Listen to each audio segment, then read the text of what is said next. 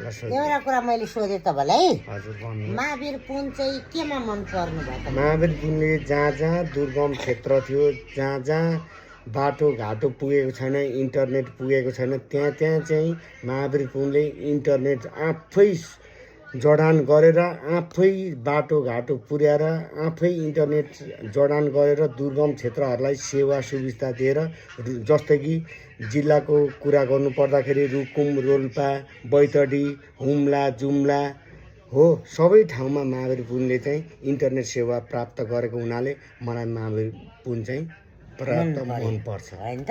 हो। अनि त्यसो भए अनि तपाईँको मास्क लगाएर चाहिँ किन कुरा गर्नुहुन्छ? मास्क ओके, खोल्नु, मास्क लगाएर होइन, महावीर पुनको कुरा गर्नुहोस्। खोल्नु न पहिला। ओके, महावीर पुनलाई हेर्नुहोस्। महावीर पुनले राजनीतिमा आएर 2-3 महिनाको उसले शपथ ग्रहण खाएर पनि महावीर पुनले पार्टी त्याग राजीनामा गरेर आफ्नो स्वतन्त्र पार्टी, एउटा स्वतन्त्र स्वस्तिक चिन्ह लिएर उठेको मान्छे हो। उसले अहिले हेर्नुहोस् कसरी जित्यो महावीर पुनले। ऊ बेठिक भएको भए कसरी जित्थ्यो होला त्यहाँबाट हो।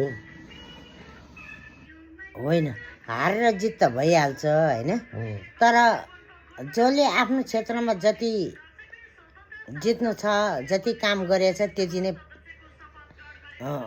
के भन्ने यसलाई फल पाउने होइन। जसले जति काम गरे नि, जुन क्षेत्रमा काम गरे त्यही क्षेत्रको मान्छेले उ गर्ने होइन र हो। तर रही पनि को चाहिँ महावीर पुन आफ्नो क्षेत्रबाट आफै उठेको हो नि त।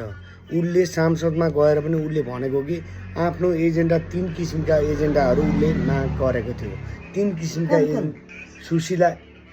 त्यो 3 किसिमका एजेन्डा माफ गरेको थियो। कुन कुन हो त्यो त थाहा छैन मलाई होइन।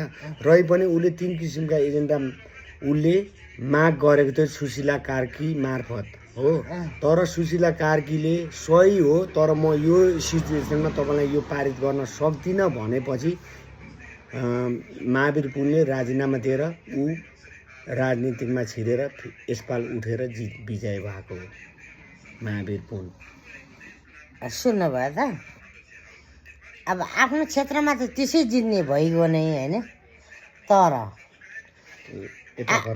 अब आफ्नो क्षेत्रमा जित्नुको कारण छ, त्यसै आफ्नो गाउँ प्यारो। दोस्रोमा आफ्नो गाउँको मान्छेले आफ्नै गाउँकोलाई अर्कोलाई लाउँदैन।